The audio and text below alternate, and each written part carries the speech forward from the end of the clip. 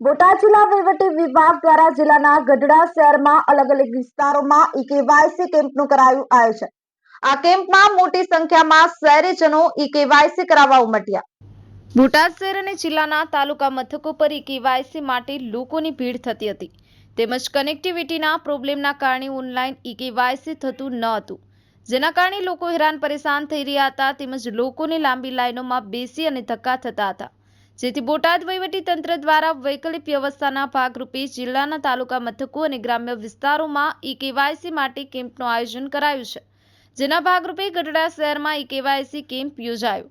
ગઢડા મામલતદાર કચેરી અને નગરપાલિકા દ્વારા શહેરના નાગજીપરા વિસ્તારમાં ઈ-કેવાયસી કેમ્પ યોજાયો હતો, ત્યારે આ કેમ્પમાં મોટી સંખ્યામાં શહેરીજનો ઈ-કેવાયસી માટે આવી રહ્યા છે અને તંત્રની કામગીરીને બિરદાવી હતી। ગઢડા શહેરના મચ્છુમા મંદિર આહિર સમાજની વાડીમાં ઈ-કેવાયસી કેમ્પનું આયોજન કરવામાં આવ્યું છે, તેમાં તાલુકા ગ્રામ્ય વિસ્તારોમાં પણ અલગ અલગ વિસ્તારમાં ઈ-કેવાયસી કેમ્પનું આયોજન કરાયું છે। એક જ સ્થળે ઈ-કેવાયસીની કામગીરી થતી હતી, પરંતુ એક જ સ્થળે લોકોની મોટી ભીડ થતી હતી, જેથી લોકો હેરાન પરેશાન થઈ રહ્યા હતા, જેથી ગઢડા મામલતદાર કચેરી અને નગરપાલિકા દ્વારા શહેરના અલગ અલગ વિસ્તારોમાં ઈ-કેવાયસી કેમ્પનું આયોજન કરાયું છે। ન્યૂઝ 9 ગુજરાતી બોટાદ। બહુ સરસ કામગીરી છે, કારણ કે કેવાયસી ફરજિયાત થઈ ગયું।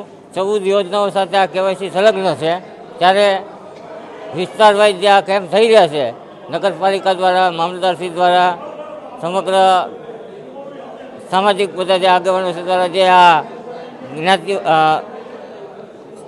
વિસ્તાર વાઇઝ જે થઈ રહ્યું છે, એનાથી બહુ સરળતાથી લોકોને કેવાયસી થાય છે, વધારે પડતા પ્રમાણમાં થાય છે અને ખૂબ સારી રીતે લોકો એનો લાભ લઈ રહ્યા છે। કે.આર. જેબલિયા, નાયબ મામલતદાર પુરવઠા ગઢડા। એક તો એક જગ્યાએ કેમ્પ કરીએ એટલે લોકોને સરળતાથી કેવાયસી થઈ જાય, જે કાંઈ પ્રશ્ન આવતા હોય એનું સ્થળ ઉપર જ સોલ્યુશન થાય અને લોકોને લાંબી લાઈનોમાં રહેવું ન પડે અને લોકોમાં જાગૃતિ પણ આવે કે આ કેવાયસી કેમ્પનું આયોજન અહીંયા કર્યું છે, આનાથી સરકારની બધી યોજનામાં આપણને લાભ મળશે। મુખ્ય હેતુ આ છે। શહેરમાં કયા વિસ્તારોની અંદર આ કેમ્પનું આયોજન છે? કેટલા દિવસ ચાલશે? આજે ગાંચી સમાજ હોલમાં આપણે આયોજન કર્યું છે ઈ-કેવાયસી કેમ્પનું। આવતીકાલે મચ્છુમાના મંદિરે આયોજન કરવા વિચારી રહ્યા છીએ અને ત્યાર પછી આહિર સમાજની વાડી છે ત્યાં, અને આ 3 કેમ્પ પૂરા થાય એટલે ગઢડાના વોર્ડ વાઇઝ જે વિસ્તારોમાં જરૂરિયાત હોય તે તમામ જગ્યાએ આપણે કેમ્પ કરવાનું આયોજન કરવા વિચારી રહ્યા છીએ।